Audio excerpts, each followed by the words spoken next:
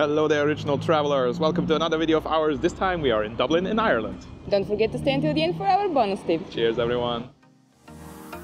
After our trip to Cork, you can find these videos linked below, we had a couple of days to explore Dublin. Firstly, we want to show you our favorite things to do, and in the second part of the video, the best places for food and drinks in this great city. We have both been here before, so we have seen most of the major tourist attractions on past trips. This means in this video, you will find many places that are not the usual places of interest. A typical original travels video. Stay until the end to learn more about a hidden craft beer shop in Dublin city centre.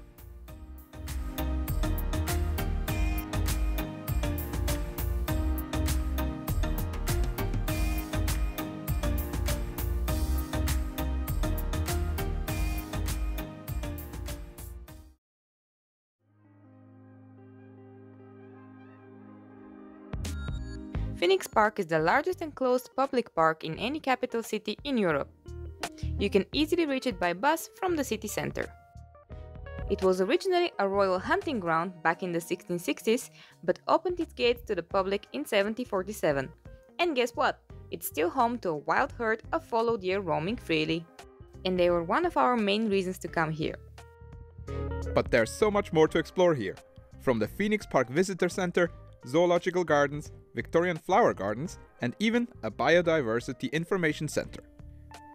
If you need to recharge, you can do so at the Phoenix Park Cafe and Tea Rooms.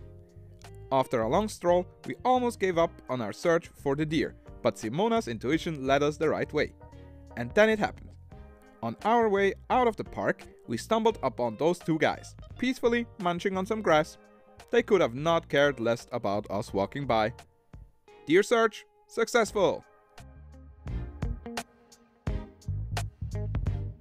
Welcome aboard the Jeanie Johnston. We step back in time as we explore the fascinating journey of Irish immigrants bound for North America.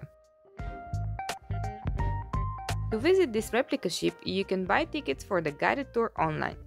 Your guide will tell you all about the Irish famine back in the 19th century when crops failed and people were struggling to survive. That's where the Jeanie Johnston comes in. It was a lifeline for thousands of Irish people who were fleeing the famine in search of a better life in North America. And luckily, compared to other ships at this time, everyone who entered this ship also arrived at their destination. Our guide was really knowledgeable and also handled this heavy topic with a great consideration and a proper amount of humor.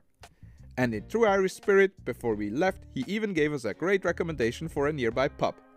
You will find this pub featured in the food and drinks part of this video, so stay tuned!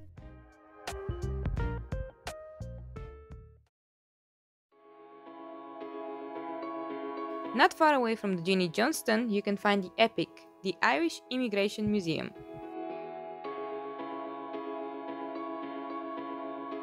By the way, if you want to book both of those experiences, the ship and the museum, you can get a discount if you buy them in a combo. As we wandered through the interactive exhibits in the EPIC, we were blown away by the stories of courage, innovation and creativity that have shaped Ireland's past and present. From legendary characters to everyday heroes, each tale was more captivating than the last. But what really stood out to us was the sense of connection we felt for Ireland's rich heritage. Whether you're tracing your family roots or simply curious about the country's history, EPIC offers something for everyone. Also, don't miss out on the museum shop, but not because of overpriced postcards or keychains. They have an amazing selection of locally produced items like chocolate, hot sauces and other snacks. We probably never bought so much in a museum shop before.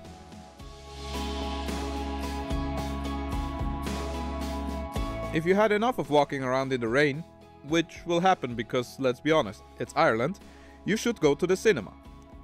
Obviously, we had to film some super scenic slow motion shots here. I mean, it's a cinema, right? Or maybe I just forgot to switch off the slow-mo mode on the camera? Anyway, we know what you're thinking.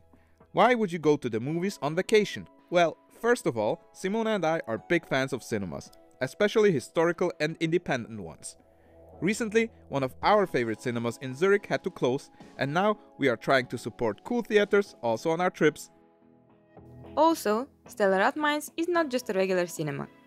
Originally opening its doors in 1923, Stella Rathmines was Ireland's largest movie theatre at the time.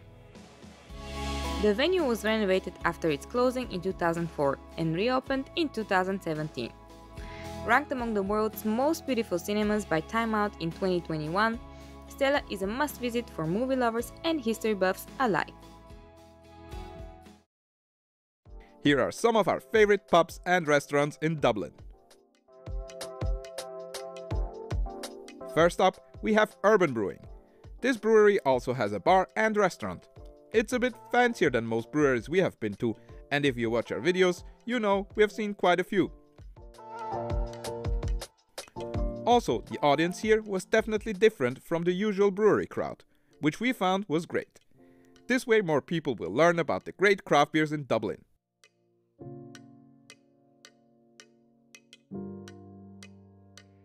I, obviously, went for a flight of all the in-house brewed beers.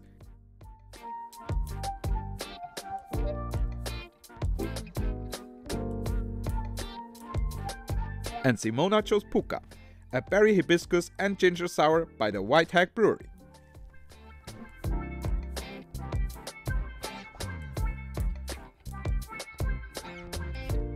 But the highlight here is the food.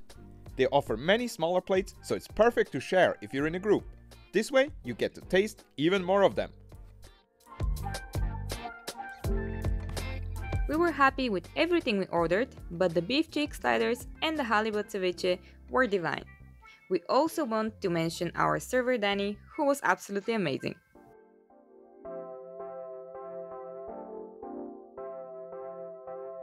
Sandro's beer recommendation, the Argentinian Ale.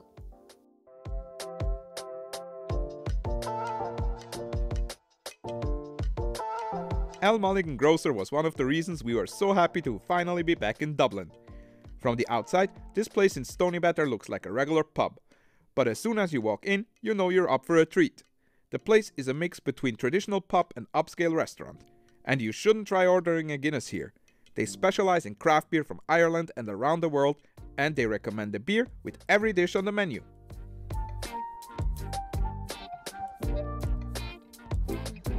Talking about the food, this place serves some of the best high-class comfort food in Dublin.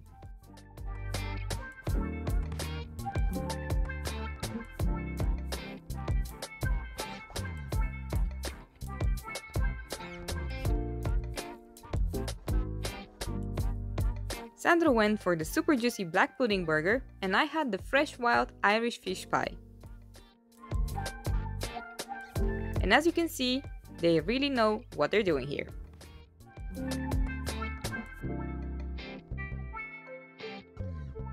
Sandro's beer recommendation: O Brother Opus Wine Whiskey Barrel Aged Imperial Stout.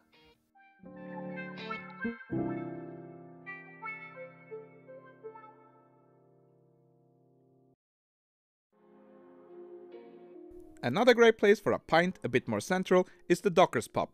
This was recommended to us by the guide at the Jeanie Johnston. This stylish pub on Sir John Rocherson's Quay, close to the Samuel Beckett Bridge, is a great place with a beautiful atmosphere if you need to recharge after exploring the city centre or if you want to see a football game with friends.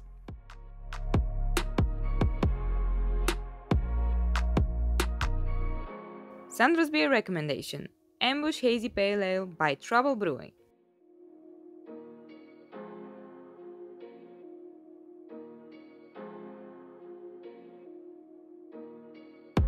If you're looking for the biggest craft beer variety, this bar we found by chance is a strong candidate for this title.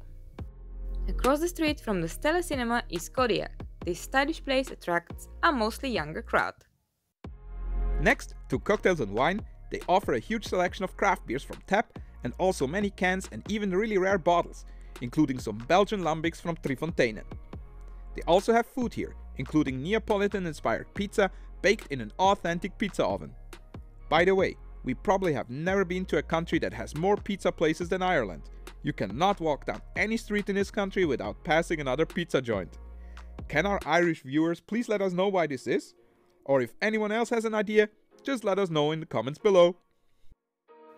Kodiak is an absolute must if you love beer and pizza.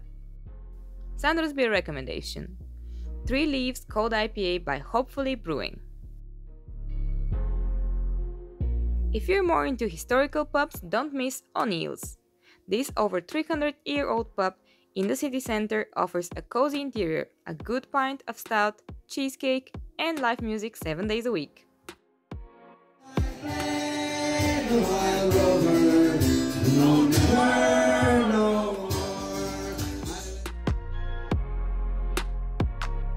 Looking for a mix of traditional pub and modern beer? You should visit one of Galway Bay Brewing's pubs. The Brew Dock, for example, is located right next to Dublin's bus terminal and offers 11 beers on tap, including some great guest beers. Grab a window seat for people watching. Trust us, it's fun, especially on the weekends.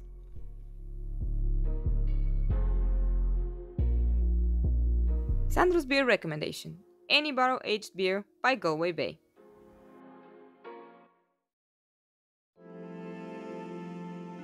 If you're looking for something sweet in Dublin, you should swing by one of the locations of the Rolling Donuts. Opened up in 1978, these places offer a huge selection of fresh donuts, many made from sourdough. From strawberry cheesecake to s'mores donuts, we're sure you'll find something you like. Thank you so much for watching. We hope you enjoyed this video from Dublin in Ireland. And now, as usual, guys, don't forget to like and obviously subscribe if you like the videos we do, so more people can see them. Cheers, everyone! Our bonus tip for Dublin is Craft Central. Hidden in what looks like a regular convenience store, you can find the most amazing craft beer selection. They have everything from all the Irish breweries mentioned in this video to imported beers like Ada Half from New York. Cheers, everyone!